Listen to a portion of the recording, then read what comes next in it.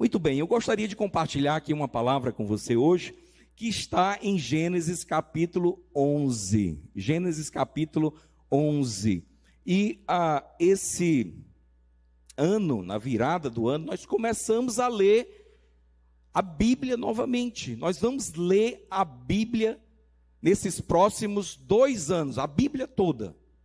Você já leu a Bíblia toda? Você já leu a Bíblia toda? A Bíblia é algo apaixonante. Então, assim, uma coisa que você deve amar é a palavra de Deus. Presta atenção. Nada vai mudar sem uma palavra de Deus. Nada vai mudar sem o Espírito de Deus agindo na palavra. Se você não tem palavra, não vai ter ação do Espírito sobre a palavra. Você precisa ter palavra. Leia a palavra, estude a palavra, coma a palavra, beba a palavra, viva a palavra. Todo tempo, se agarre com ela, todos os dias. Todo dia você toma café, todo dia você almoça, todo dia você janta. Isso é só para sustentar o corpo. Você precisa de alimento espiritual. O alimento espiritual é a palavra. Amém? Nós precisamos da palavra. E por que eu estou dizendo isso? Porque nós estamos lendo Gênesis novamente. E hoje estamos lendo o capítulo 15. Mas passamos pelo capítulo 11. Essa semana. E esse texto me chamou a atenção. A palavra de Deus diz o seguinte. Gênesis 11, verso 1. Ora, em toda a terra havia apenas uma linguagem e uma só maneira de falar. Olha que coisa preciosa. Só existia uma linguagem e uma só maneira de falar.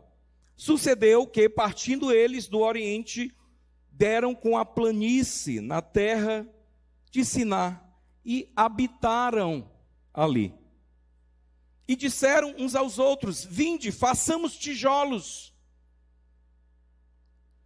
Vamos queimá-los bem.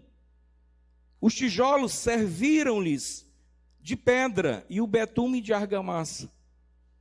Disseram: vinde, edifiquemos para nós uma cidade e uma torre, cujo topo chegue até os céus, e tornemos célebre o nosso nome, para que não sejamos espalhados por toda a terra. Verso 5. Então desceu o Senhor para ver a cidade e a torre que os filhos dos homens edificavam. E o Senhor disse: eis que o povo é um. Olha o que o Senhor disse: eis que o povo é um. Repita comigo: eis que o povo é um. Amados, quando o povo é um, há poder nisso. Ele diz: eis que o povo é um, e todos têm a mesma linguagem. A conclusão de Deus foi dizer o seguinte: isto é apenas o começo. Agora não haverá restrição para tudo que intentam fazer. Ele estava falando, nessa atitude, nessa maneira de agir, não tem como impedir eles, entendeu? Ele continua dizendo, Deus dizendo: vinde, desçamos e confundamos ali a sua linguagem, para que não entenda a linguagem um do outro. Destarte é, então, o Senhor os dispersou dali pela superfície da terra e cessaram de edificar a cidade. Chamou-lhe, por isso, o nome de Babel, porque ali confundiu o Senhor a linguagem de toda a terra, e dali o Senhor os dispersou por toda a superfície dela. Aleluia, amém? Fica em pé em nome de Jesus. Fique em pé e ora assim comigo: Senhor Deus, meu Pai amado, usa a tua palavra e o teu Espírito para falar comigo. Me dá espírito de revelação e de sabedoria, do pleno conhecimento da tua vontade. Abra os olhos do meu coração para eu ver como o Senhor vê. Em nome de Jesus. Amém. Glória a Deus.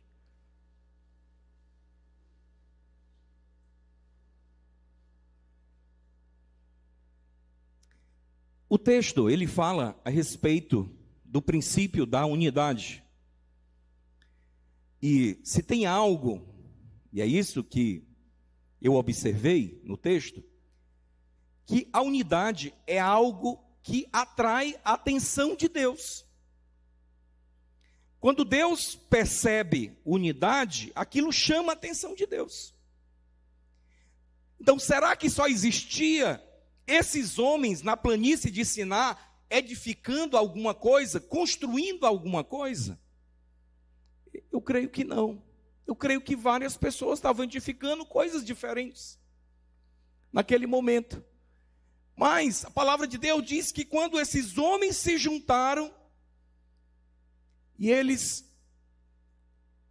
entraram num propósito para edificar algo, e nisso eles andaram em unidade, falando a mesma coisa, dizendo a mesma coisa, aquilo chamou a atenção de Deus.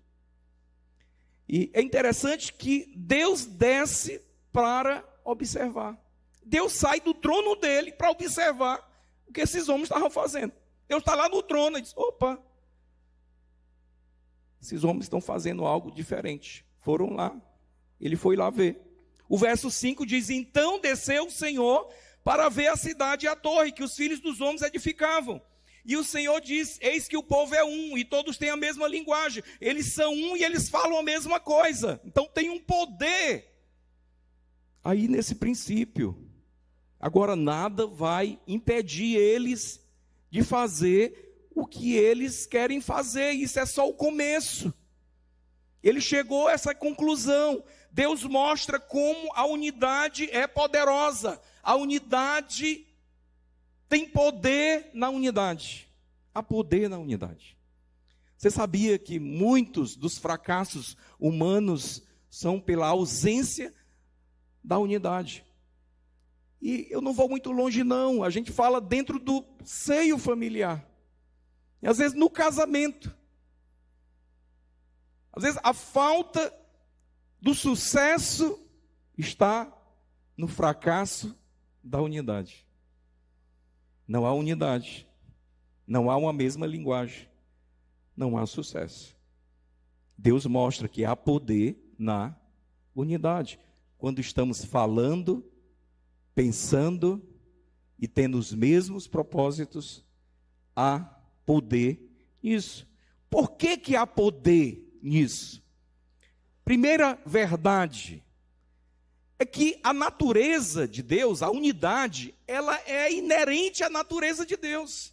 Você percebe que ao falar, Deus, ele está falando como que no plural. Ele diz: vinde, vamos observar. Vinde, confundamos o que eles estão fazendo. É a mesma linguagem que é usada no Éden, quando Deus está criando o homem. Façamos o homem a nossa imagem, a nossa semelhança. Façamos no plural. Ele não diz: eu vou fazer o homem à minha imagem. Ele diz: façamos. Ele usa um plural. Por quê? Porque Deus, apesar de ser o único Deus, ele é um plural. Deus se manifesta através de 3 pessoas: do Pai, do Filho, do Espírito Santo. Essas 3 pessoas que Deus manifesta, na verdade, eles formam o único Deus. A declaração do chama Israel, que está em Deuteronômio, a respeito de quem é Deus. A declaração diz: Israel, o Senhor é teu único Senhor. Ele é único. Ele é um só. Mas ele se manifesta como esse Deus triuno. Por isso, ele fala no plural. Façamos, confundamos, vinde. Vamos olhar o que estão fazendo. Então preste atenção, a unidade é algo que faz parte do Senhor. Quando algo manifesta unidade, aquilo está apontando para a natureza de Deus. Por isso que tem poder.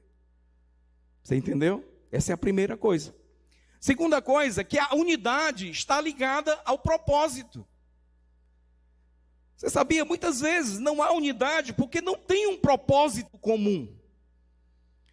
Mas eles manifestaram um propósito comum. Qual foi o alvo deles? Qual foi o alvo? Por exemplo, estamos iniciando o ano, você pensou em alvos para você.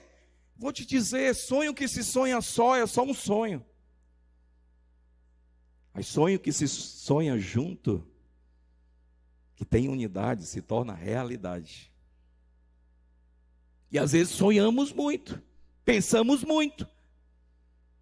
Mas aquilo não é um propósito comum, às vezes nem dentro da família, do marido com a esposa, um alvo familiar simples, que é pensado unilateralmente.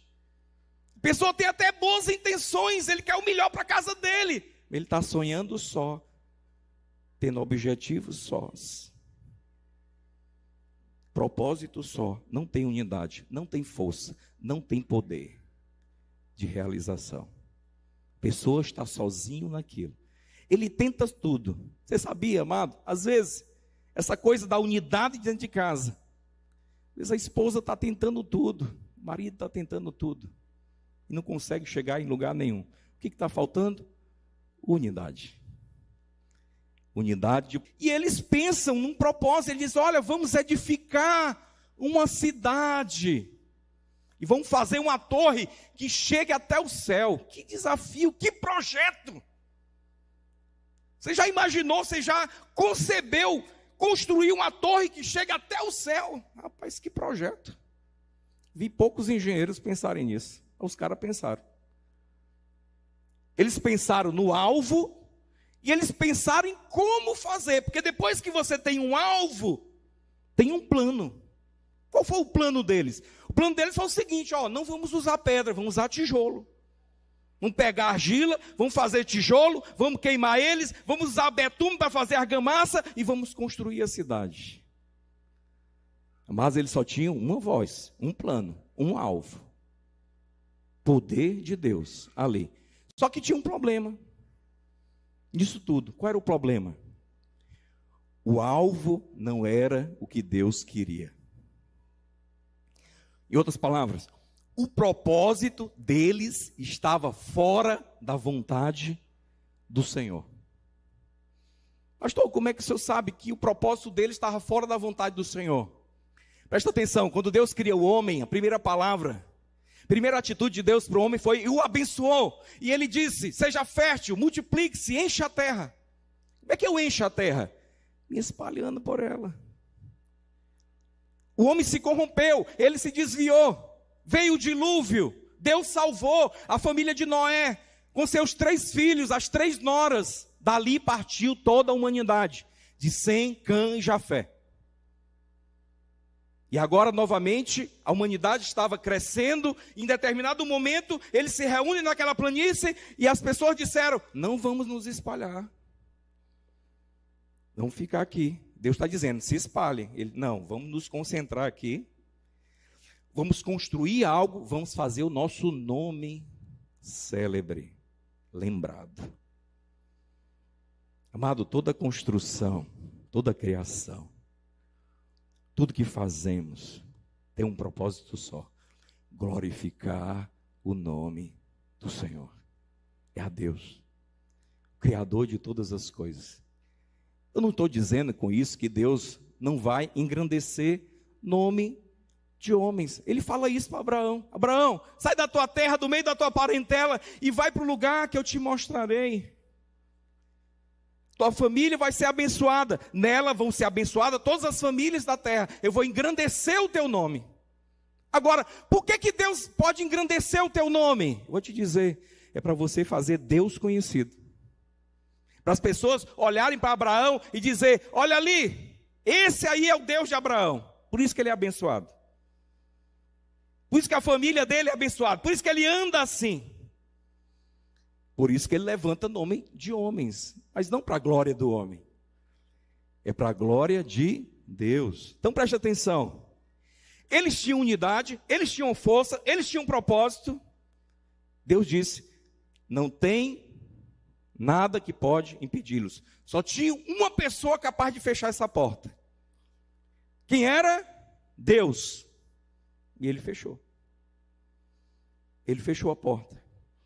Porque a unidade deles, joia.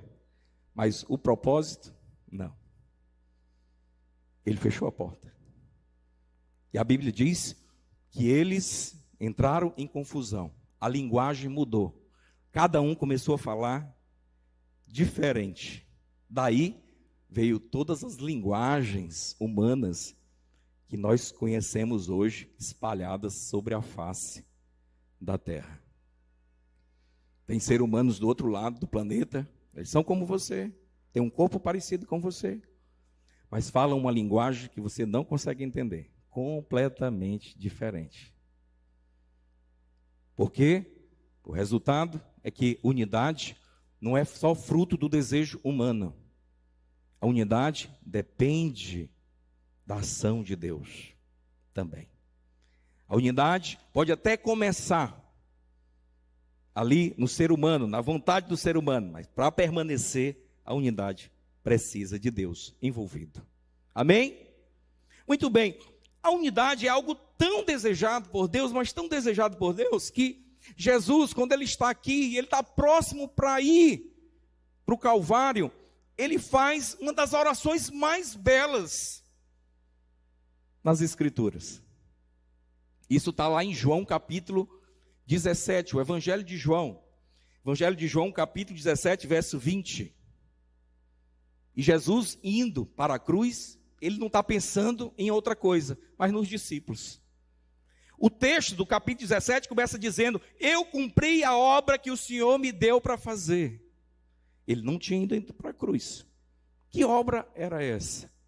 A obra de levantar discípulos. Aqueles que iriam continuar. Quando eles morressem, existiriam outros. E outros, e outros, e outros. Ainda hoje existe outros. Existe nós. Amém?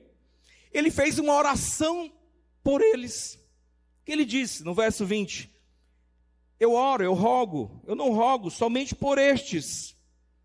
Quem eram estes? Pedro, Tiago, João, Bartolomeu, Filipe, Judas.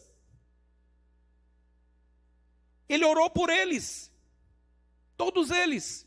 Não oro somente por estes, mas também por aqueles que vierem a crer em mim por intermédio da sua palavra. Ele orou pelos discípulos e ele orou por você. Não oro só por estes, eu oro por aqueles que vão crer na minha palavra. Tem discípulo aqui crendo na palavra do Senhor? Ele orou por você. Ele orou com um objetivo. Ele diz a fim, o objetivo da oração de Jesus é que todos sejam um. Ele diz que todos sejam um, como tu és, ó Pai, em mim e eu em ti, para que também eles sejam em nós. O desejo de Jesus é que nós sejamos um, como o Pai e eles são um. Então presta atenção, o Pai não faz nada que o Espírito Santo não saiba. O Espírito não faz nada se Jesus não sabe, todos eles sabem. Todos eles falam a mesma linguagem, eles têm os mesmos objetivos, eles se movem na mesma direção, mesmo fazendo, mesmo estando em posições diferentes. O Pai está no trono, Jesus está do lado de Pai, e o Espírito Santo está habitando dentro de você. Mas eles estão fazendo a mesma coisa, eles têm o mesmo objetivo. E Jesus diz aqui, que essa unidade era para que o mundo creia que tu me enviaste. Tem um objetivo, a unidade tem um propósito. Minha palavra hoje para você é o propósito da unidade. A unidade tem um objetivo. Seu casamento teve um objetivo. Ou tem. A igreja tem um objetivo. Tem um propósito. E esse propósito não vai acontecer sem a manifestação da unidade. O verso 22 diz o seguinte, o verso 22, do mesmo capítulo de João 17. Ele disse: eu lhes tenho transmitido a glória que me tens dado, para que sejam um como nós somos. Presta atenção, ele diz que o que ele tem feito com os discípulos era transmitido a glória dele. Transmitido poder, transmitido unção, transmitido presença, transmitido o Espírito. Para quê? Para que eles sejam um. Porque não tem unidade simplesmente nas ideias. Não tem unidade simplesmente na carne. As coisas para ter unidade tem que ser no Espírito. Jesus disse: eu dei a glória para eles, para que eles sejam um. Então preste atenção, unidade é extremamente importante para Deus e chama a atenção dele. Uma das principais características da igreja é a unidade. Você sabia? A igreja, ela é una por natureza. Alguém diz assim: ah não, na igreja não tem unidade. Não, amado, não é verdade o que você está falando. A igreja, para existir, ela já é una. Porque só existe igreja se existe o Espírito Santo habitando em você e em mim. Aí nós formamos a igreja. A unidade é algo inerente à igreja. Agora, pode não haver manifestação dessa unidade. É disso que você está sentindo falta às vezes. Ah não, eu estou sentindo, não tem unidade. Não, tem unidade. Não está tendo, é a manifestação dela. Então, a unidade, ela existe, ela está no meio da igreja, ela está dentro da igreja, mas tem algo às vezes encobrindo. Tem algo impedindo, tem algo como se roubando, como se pudesse, mas não pode. Porque a unidade é inerente da igreja. A igreja nasce una. É como santidade. Você sabia? Você não pode fabricar santidade. Santidade é algo inerente a Deus, é a natureza dele. Deus é santo. Ele é único. Agora, ele nos deu a sua santidade. Quanto mais eu rendo as minhas ideias, quanto mais na minha alma eu quebranto, quanto mais ele avança na minha alma, de dentro para fora, do espírito para a alma, mais santidade se manifesta. Aí você não pode criar santidade. Santidade é algo de Deus. Assim como unidade é algo de Deus. Em outras palavras, eu tenho é que me render à sua vontade. Quando é que tem unidade, de fato? Quando nós nos rendemos a essa vontade de Deus, ao seu propósito. Por isso que sabia, dos primeiros valores da casa de Deus, é revelar às pessoas o propósito de Deus.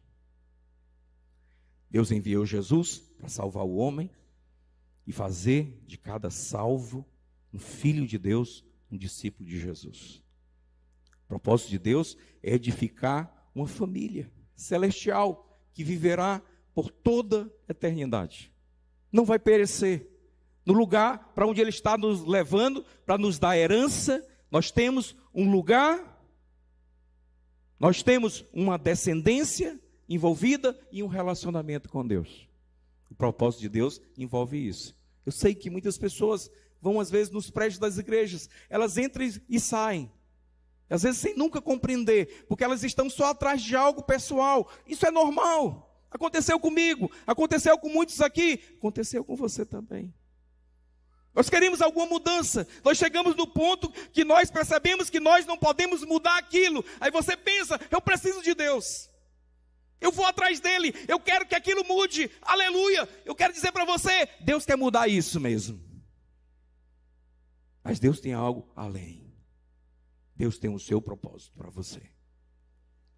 Por isso que quando Ele ensina a respeito de oração,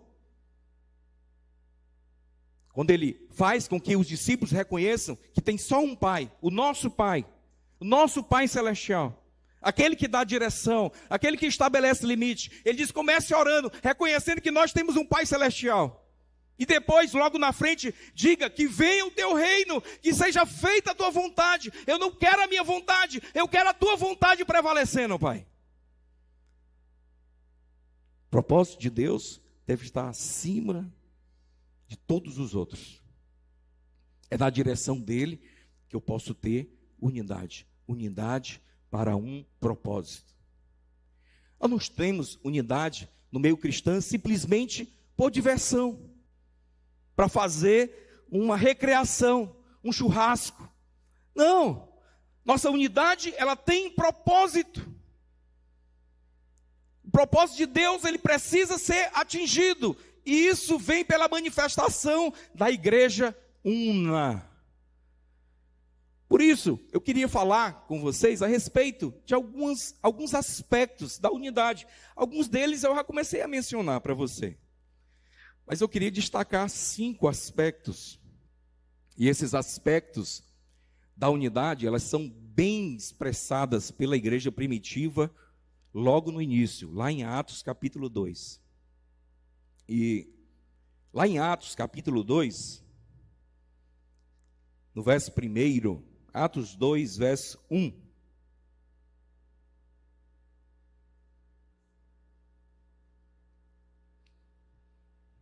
A palavra de Deus diz o seguinte: ao cumprir-se o dia de Pentecostes, estavam todos reunidos no mesmo lugar. Eles estavam como? Todos reunidos no mesmo lugar. De repente veio do céu um som como de um vento impetuoso, encheu toda a casa, e apareceram distribuídas entre eles línguas como de fogo, e pousou sobre cada um deles, e todos ficaram cheios do Espírito Santo, e passaram a falar em outras línguas, segundo o Espírito lhe concedia que falasse. Então presta atenção, a igreja foi chamada por Jesus para cumprir um propósito, mas Jesus morreu, ressuscitou, e a igreja não saiu de uma vez para cumprir o seu propósito.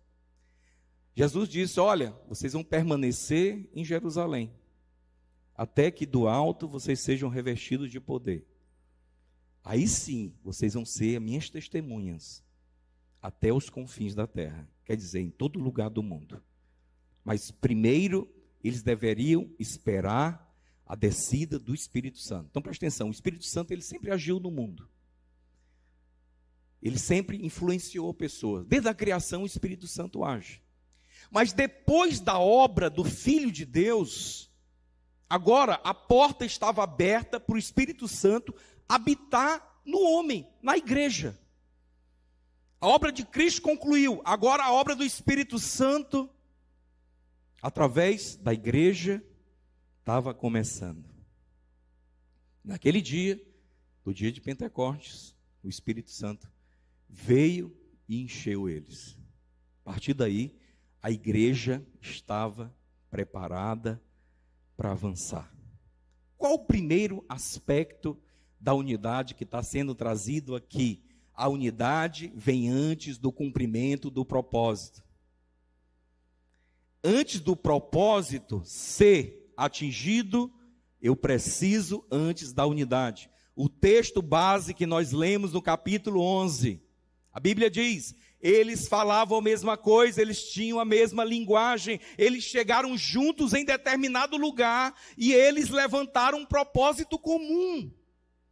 Existia unidade antes do cumprimento do propósito. Às vezes eu quero o cumprimento do propósito, mas eu não tenho unidade nem com a minha esposa.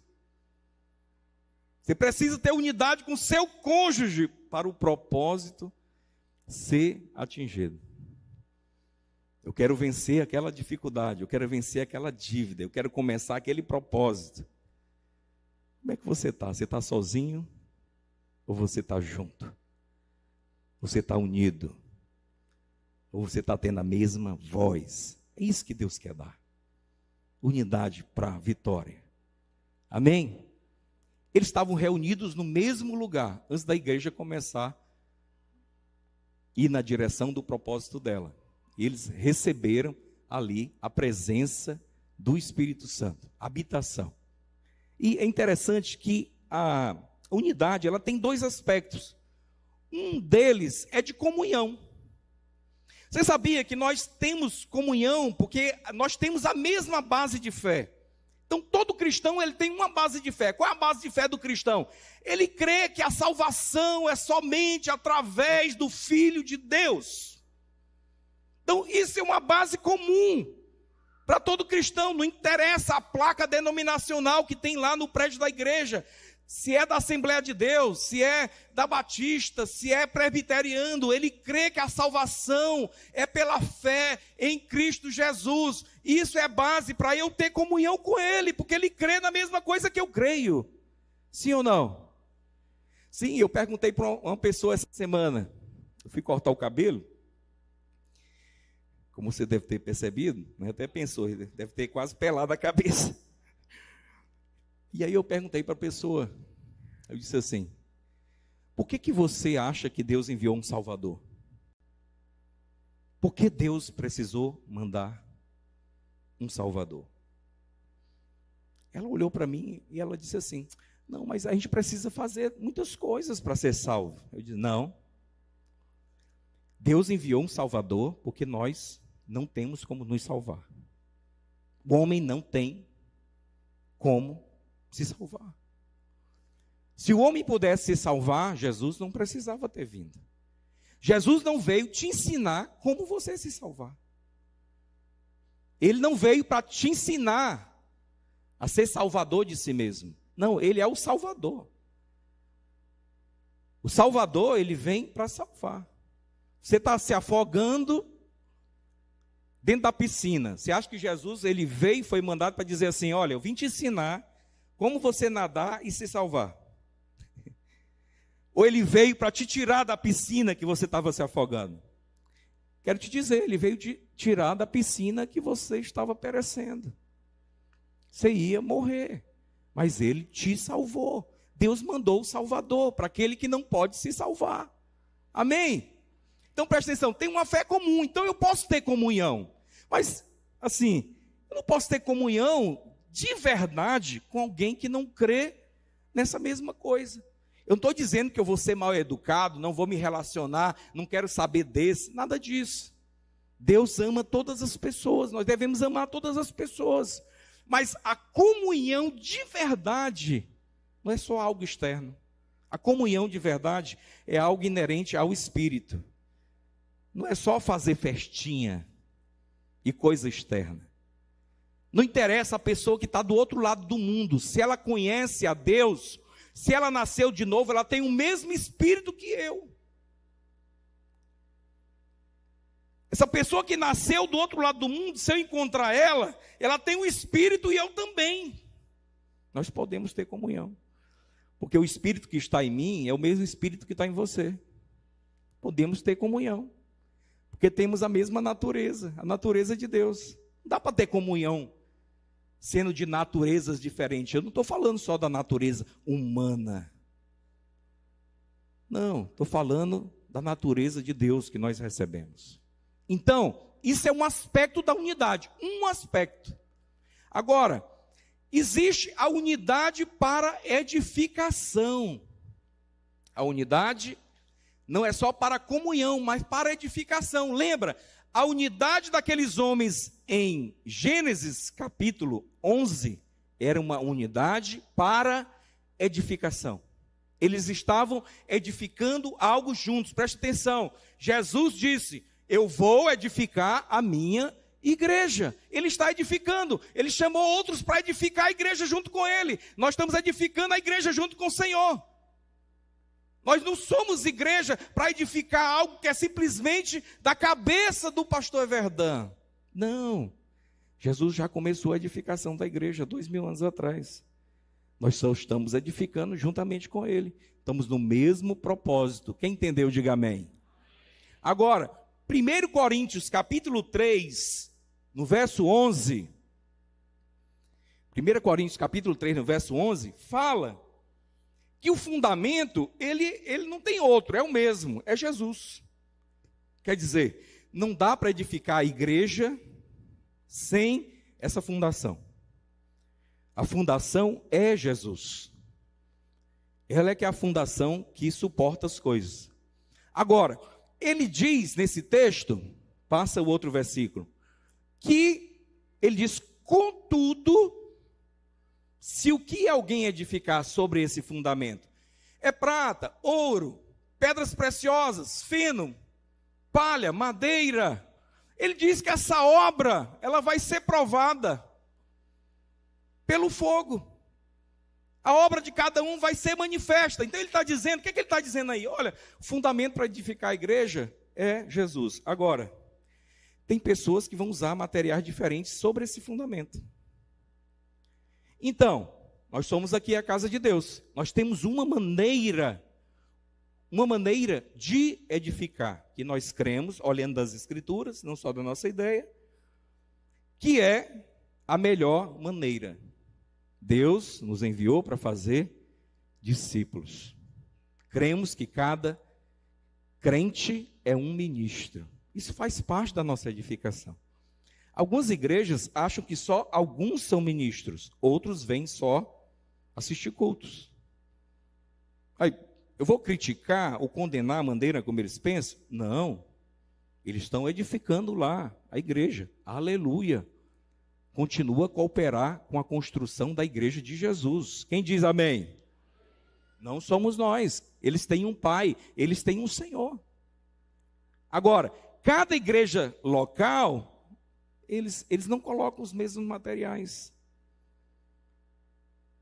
Quer dizer, eu posso ter comunhão de fé, mas posso pensar na edificação de maneira diferente. Agora preste atenção, eu posso fazer isso em congregações diferentes, mas eu não posso fazer isso no mesmo lugar. Se você for morar lá em casa, na minha casa, lá tem a hora do almoço, do jantar e do café. Quem chega para morar numa casa tem que entrar no ritmo daquela casa. Quem entendeu o que eu disse? Cada casa tem a sua construção, tem a sua manifestação, a sua maneira. Então, nessa casa, nós precisamos falar do mesmo jeito, ter os mesmos planos e os mesmos objetivos. Não dá para ser diferente. Quando manifestamos isso, isso tem poder. Presta atenção, essa palavra que eu estou pregando para você hoje, ela está sendo pregada em União, em Altos, em Timó, em Esperantina, na Zona Sul, em todo lugar onde tem casa de Deus, em Altos, Deneval Lobão. Pastor, será que sempre vai dar para fazer isso? Eu creio que vai chegar um momento que não dá, mas enquanto a gente pode, a gente faz isso. Por que a gente faz isso? Porque a palavra vem de um lugar só, é do Senhor. Ela não é minha e nem de pastor nenhum. A edificação é a mesma. E os pastores, por isso que os pastores, talvez você não saiba, mas nós estamos edificando ainda igrejas que são próximas. Alguns não conseguem mais estar aqui, por exemplo. O obreiro Fábio, ele vai para Esperantina no sábado já. Então, ele não pode estar aqui domingo de manhã. Mas você sabia que todos os pastores aqui, de congregações, nas redondezas da casa de Deus, eles vêm assistir o culto aqui pela manhã. Para receber a palavra. E não só a palavra, o aspecto do mover do Espírito, que está na palavra, que não basta a palavra. Eles vêm aqui para receber. Eu acho isso tão humilde, tão dado, eles fazerem isso. Eles não são obrigados, são convidados. E eles vêm receber, eles se abastecem e eles entregam essa mensagem. Nós falamos a mesma linguagem. Eu creio que isso tem muito poder, como esse texto está mostrando. Falavam a mesma coisa, estavam indo na mesma direção. Esse é um primeiro aspecto. A unidade vem antes do cumprimento do propósito. Mas tem outro aspecto. A unidade é resultado do andar no Espírito. Naquele dia, o Espírito Santo veio sobre eles. Agora presta atenção. Há três ações do Espírito na nossa vida. Podemos dizer assim. Há um momento em que você entregou a sua vida para Jesus. E naquele momento que você entrega a sua vida para Jesus, você está dizendo assim, olha, Senhor, eu não quero mais governar a minha vida, eu quero que o Senhor governe a minha vida, eu entrego o meu coração para Ti. Naquele exato momento, a obra de Cristo, ela é efetivada em você. ao ser efetivado, todos os seus pecados são perdoados naquele momento. Por causa disso, o Espírito Santo pode habitar dentro de você. Quando Jesus, ele morreu e ressuscitou, em João, no Evangelho, quando ele ressuscita e ele encontra os discípulos a primeira vez depois de ressuscitado, ele sopra sobre os discípulos e ele diz assim: recebam o Espírito Santo. Naquele momento, os discípulos estavam recebendo o Espírito Santo. Ah, pastor, você quer dizer que eles andaram 3 anos com Jesus e o Espírito Santo não habitava neles? Não. Não podia habitar até a obra de Jesus ser consumada. Quando a obra foi consumada, Jesus veio, soprou sobre eles, receba o Espírito Santo. Agora, os mesmos que receberam o Espírito Santo como habitação, Jesus disse: agora vocês devem permanecer em Jerusalém, até que do alto vocês sejam revestidos de poder.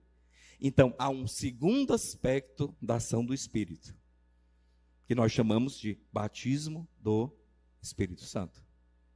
Então, há uma experiência distinta, aonde você é revestido de poder. Esse revestimento de poder me coloca nessa direção do cumprimento do propósito. Foi isso que aconteceu nesse dia. E não só isso. Nesse mesmo dia, eles foram cheios do Espírito Santo. Esse é o terceiro aspecto. Porque ser cheio do Espírito Santo, eu posso ser todo dia.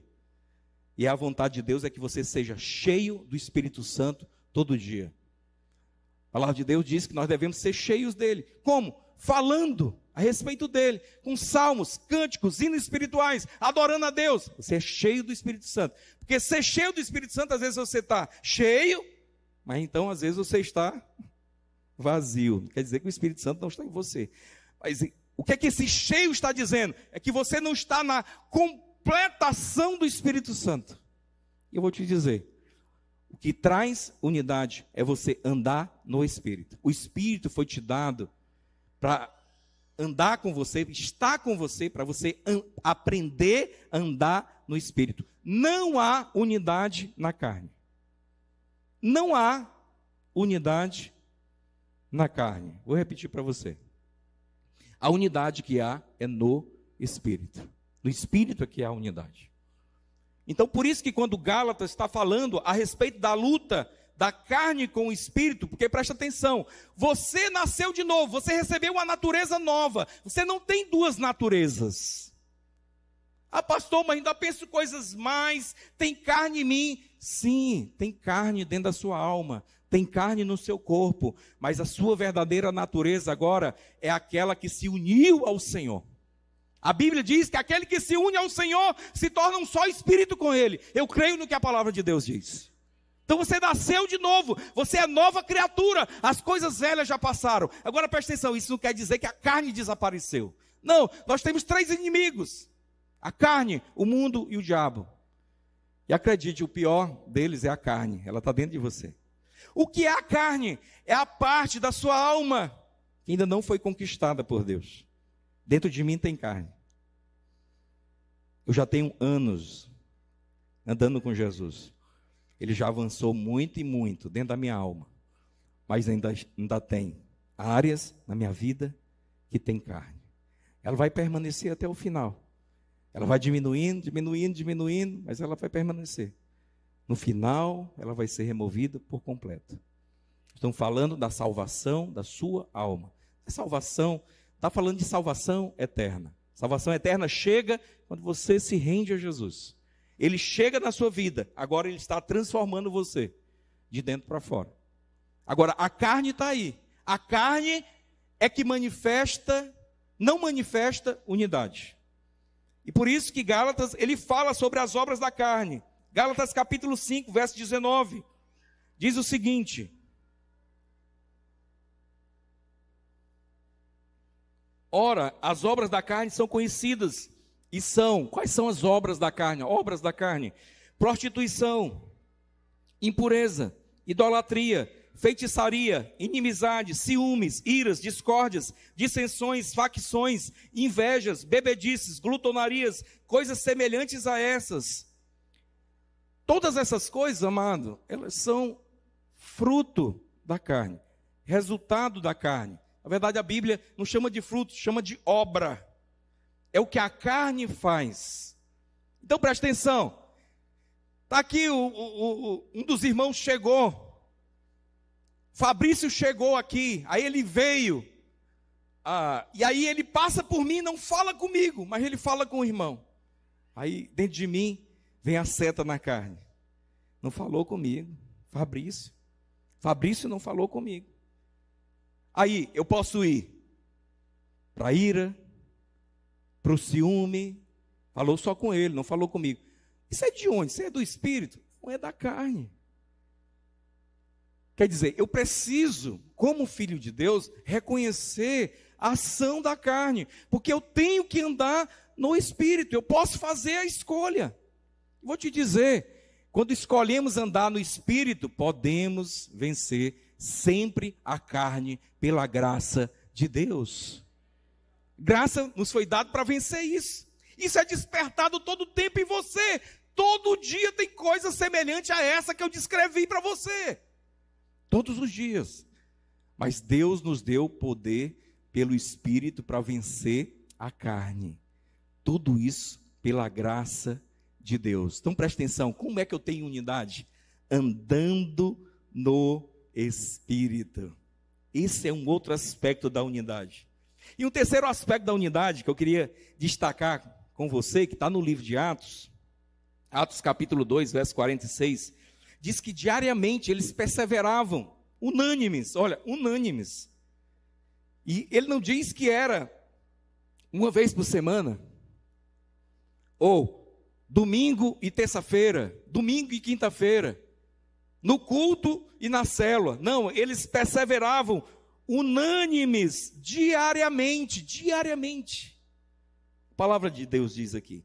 No templo, e partiam o pão de casa em casa, e tomavam as suas refeições com alegria e singeleza de coração. Essa singeleza de coração aponta para humildade. Presta atenção, para ter perseverança, precisa ter humildade. Eu vou te dizer, a humildade está ligada à questão da unidade. Primeira palavra que Deus traz, Jesus traz no Sermão do Monte, no capítulo 5 de Mateus, é dizer: felizes são os pobres de espíritos, os humildes de espírito, porque deles é o reino de Deus. O que é ser humilde de espírito? É não pensar a respeito de si além daquilo que convém. É estar no lugar designado por Deus. É você olhar para as outras pessoas e entender que você pode aprender com elas. Olhar para elas superiores a você. Mesmo que você, às vezes, esteja numa posição mais elevada. Você entendeu? Então, para ter unidade, precisa ter humildade envolvida. Interessante, essa semana, viajando com a nossa família, e aí, a minha filha estava explicando algo, e eu fui fazer uma comparação. Eu gosto, às vezes, de fazer uma comparação para que as pessoas possam entender.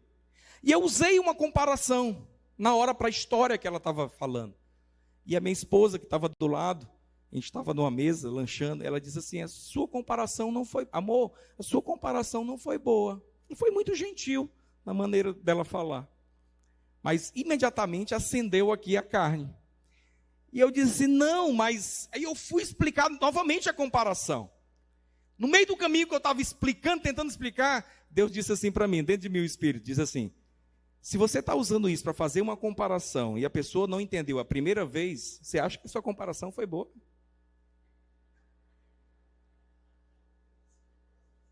Claro que não. Se eu estou precisando reexplicar a comparação, é porque a comparação não foi boa. No meio do caminho eu disse: você está certo, minha comparação não foi boa. Porque se tivesse sido boa, você tinha entendido da primeira vez. Sim ou não? Presta atenção, humildade envolve abrir mão da sua vontade para a vontade de Deus ser estabelecida. E às vezes nós deixamos de ter unidade. Naquele momento eu entrei em unidade. Por que eu entrei em unidade naquele momento? Eu fui humilde para reconhecer que eu estava errado. Quem mostrou a direção? O Espírito. Ele disse: ó, você está errado. Né? Você tentou explicar, mas não foi boa a sua comparação. Então se cale e reconheça que você errou. A direção do Espírito, o sentido, essa humildade te coloca dentro da unidade. Nós precisamos isso dentro da igreja, das famílias, em todo lugar. Você sabia? Muitas pessoas, nós temos um ministério aqui de crianças. Esse ministério não é o ministério de alguns, não na casa de Deus. Em muitas igrejas, não condenando elas, o ministério Kids é o ministério de alguns. Às vezes relegado para uns poucos jovens e algumas mulheres. Mas os Kids aqui na casa de Deus é responsabilidade de todos, mas principalmente das mulheres. Todas as mulheres são chamadas, não obrigadas, a estarem envolvidas com os Kids. Por quê? Ninguém entende mais o coração de uma criança como uma mãe. Eles chegam numa fase que a gente precisa de mais presença masculina. Quando são jovens, adolescentes, os homens precisam da casa, precisam ser mais atuantes. É como numa família. Mas muitas vezes nós não tomamos essa posição humilde. Muitas pessoas acham que estar naquele lugar não é uma posição legal.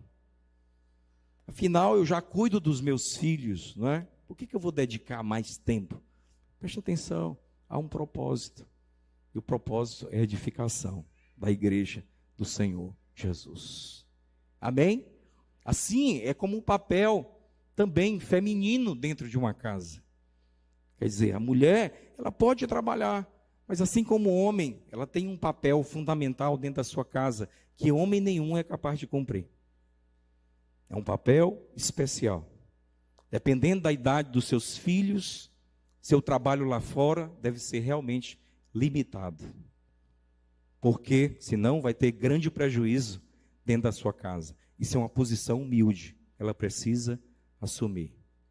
Isso não é roubar dela capacidade profissional futuro, mas em cada período familiar nós temos um tipo de investimento. Há um momento em que nossos filhos são pequenos, que a esposa não vai poder estar muito lá fora, vai precisar estar dentro de casa. Quem entendeu o que eu disse? Isso é uma posição humilde. Amém? Humildade vai trazer unidade.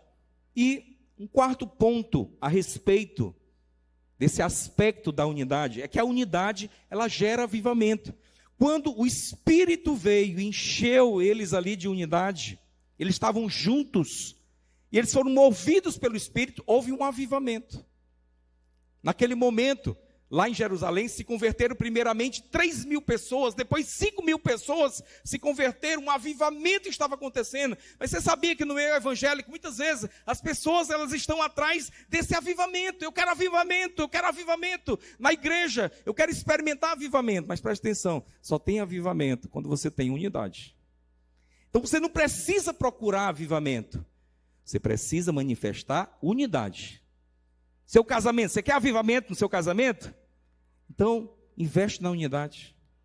Você vai ver o avivamento do casamento. Você quer avivamento dentro da sua célula? Investe em unidade. Você vai ver o avivamento.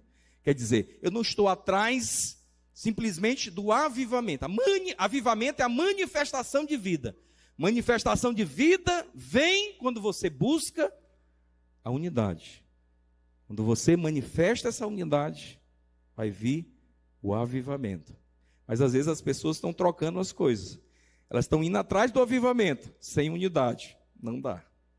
Para eu ter vida sendo manifestada, eu preciso da unidade. É isso que aconteceu com a igreja primitiva. E por fim, a unidade de espírito, ela abre portas.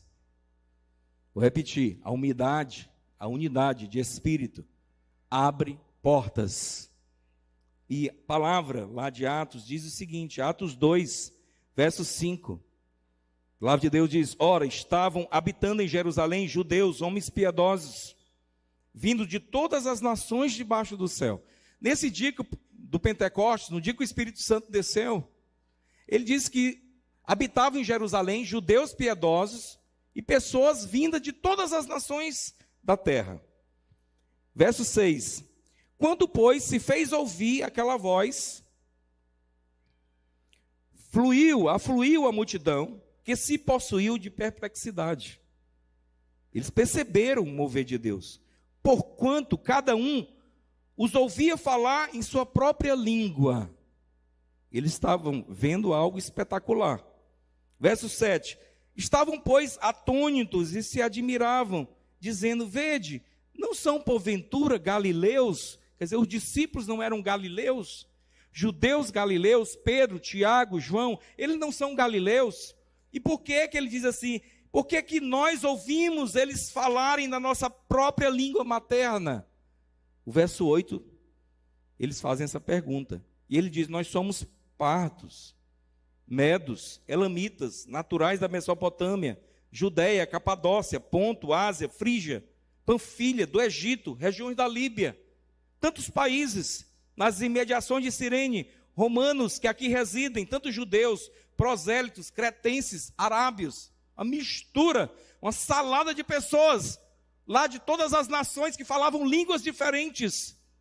Mas eles disseram: como nós podemos ouvir eles falar nas nossas próprias línguas a grandeza de Deus?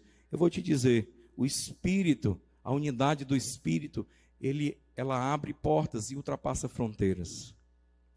Você sabia, como eu disse para você, tem uma pessoa, às vezes, do outro lado do mundo, pode estar em Estocolmo, no Japão, ele fala japonês, ele fala outra língua, mas se você tem o Espírito, e ele também tem, ele vai entender a mesma linguagem. Como é que a obra lá da Torre de Babel parou? Quando eles passaram a falar línguas diferentes. Como é que nós podemos ter a mesma linguagem? Através do Espírito Santo.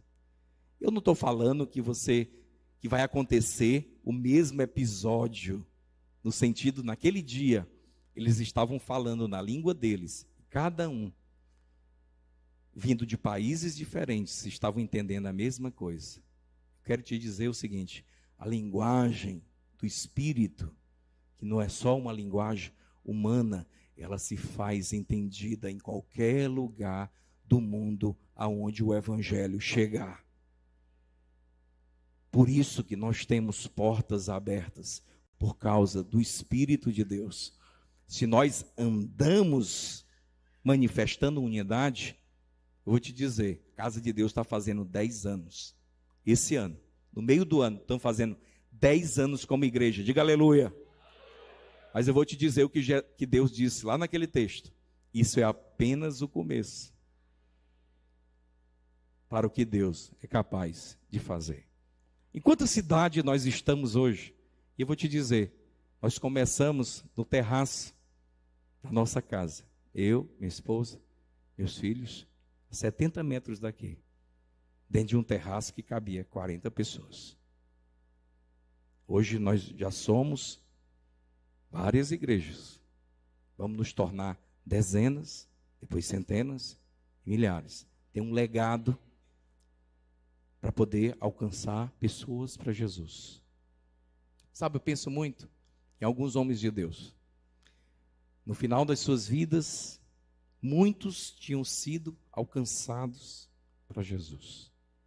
Amado, no final, o que vai prevalecer são as pessoas que têm o Espírito Santo. Elas que vão sobreviver ao fogo do juízo. Porque fogo não queima fogo. E o fogo de Deus habita em você. O fogo de Deus habitando em você, passamos pelo juízo. Vamos permanecer por toda a eternidade. Amém?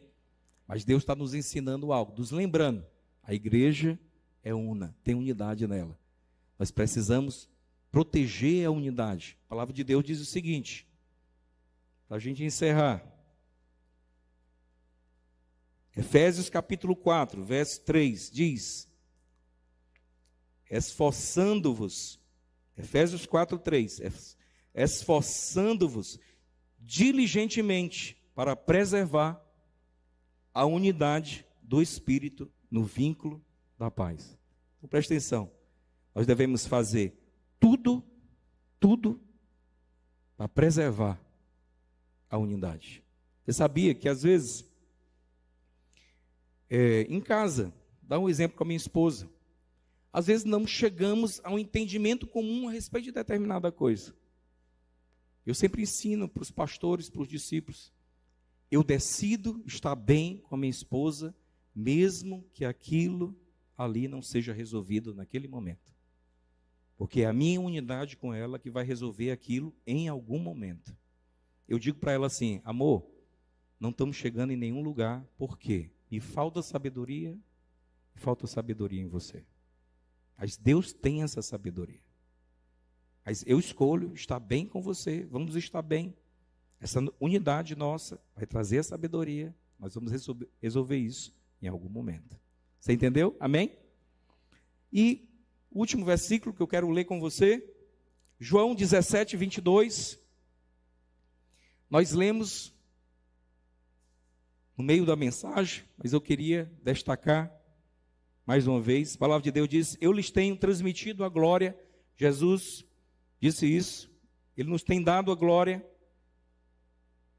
para que sejam um, como nós somos um, eu neles e tu em mim, a fim de que, e aí ele diz, sejam aperfeiçoados na unidade, para que o mundo conheça que tu me enviaste, me amaste, como também amaste a mim.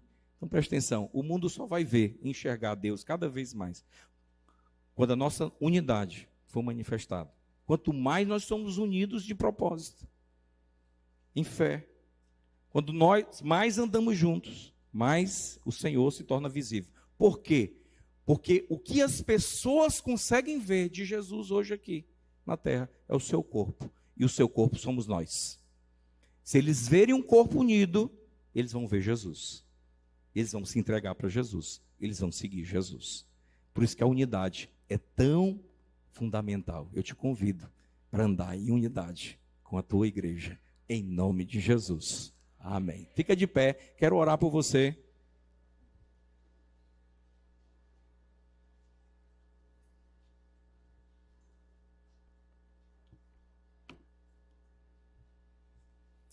Senhor, nós agradecemos a Ti a Tua palavra que é viva e eficaz.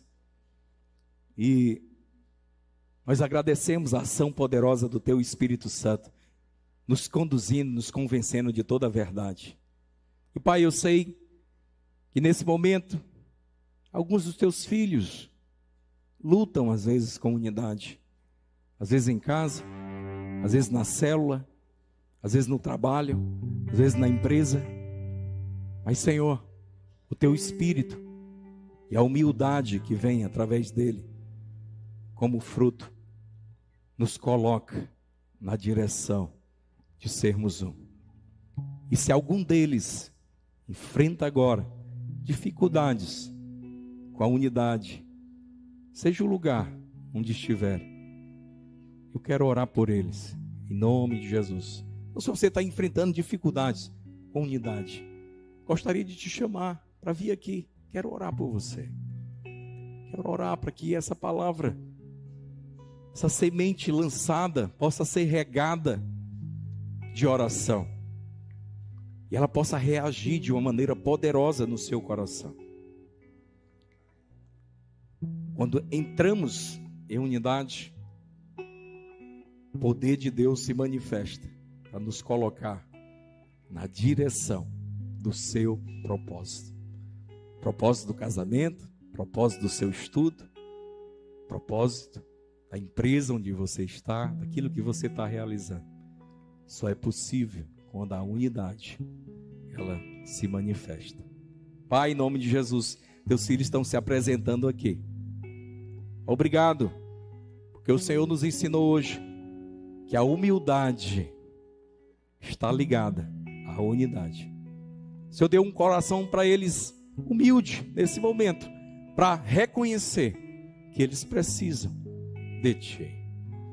E Pai, nós oramos para que Teu Espírito Santo, de uma forma poderosa, possa conduzir eles a toda a verdade. Palavra liberada aqui, nós regamos agora pela oração. Fruto dela se manifestará a 30, a 60 e a 100 por um. Ó Deus, em nome de Jesus, agora mesmo, remove toda a culpa e toda a acusação. Faz eles firmes na fé, porque o Senhor chamou para eles para andarem em unidade, com seus cônjuges, com seus irmãos, com as suas famílias, com seus familiares. Nós oramos assim, em nome de Jesus. Nós oramos também por aqueles, Senhor, que hoje estão manifestando fé para entregar suas vidas para Deus. Talvez você veio aqui hoje e você nunca entregou o seu coração para Jesus. E Ele está fazendo um convite para você hoje. Convite para você entregar o seu coração para Ele. Se o seu desejo é entregar seu coração hoje para Jesus, faz um sinal do lugar onde você está, levantando uma das suas mãos. Você vai estar dizendo que está rendendo seu coração para Deus. Aleluia, aleluia, aleluia. Você está rendendo o seu coração para Deus. Você está entregando a sua vida para Jesus. Só você fazer um sinal assim, está dizendo que está recebendo Jesus como seu Salvador. Você que está recebendo Jesus como seu Salvador, coloca a mão no seu coração. Diga: Senhor Jesus, eu oro me arrependendo dos meus pecados. E eu peço perdão por eles.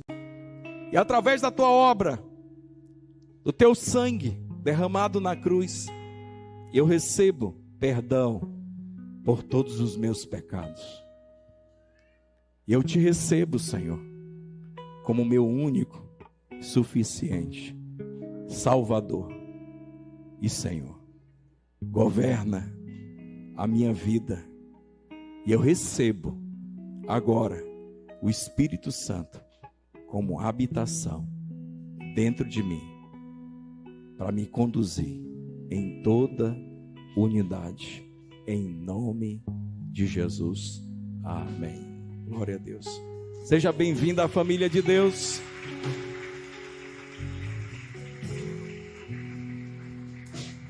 Você que está em casa, Deus abençoe você.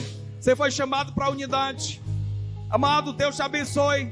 Deus te deu o restante de domingo abençoado na presença de Deus. E uma semana cheia da unidade, do poder de Deus na sua vida. Em nome de Jesus.